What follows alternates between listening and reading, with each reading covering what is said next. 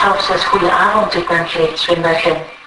In Gent heeft de VZ2 kortom een leidraad voor het gebruik van sociale media tijdens crisismomenten voorgesteld. Die komt er na de gebeurtenissen op Pukkelpop en is samengesteld door een 50-tal experts van de overheid, de brandweer en de politie. In de gids staan praktische tips voor organisatoren, maar ook voor de bezoekers van evenementen, zegt voorzitter van de VZ2 Julie Clément. Er staan ook aanbevelingen voor de burgers. Onze burgers kunnen zich voorbereiden op de crisis, kunnen zelfredzaam zijn.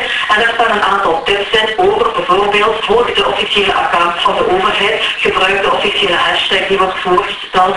En tenslotte wat burgers ook kunnen doen is bijvoorbeeld op hun mobiel via Facebook kunnen zij in hun status aangeven of zij safe zijn, of zij oké zijn, zonder daarvoor het netwerk te moeten belasten.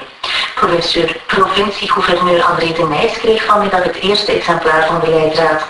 Die zal ook aan alle andere Vlaamse gouverneurs gegeven worden.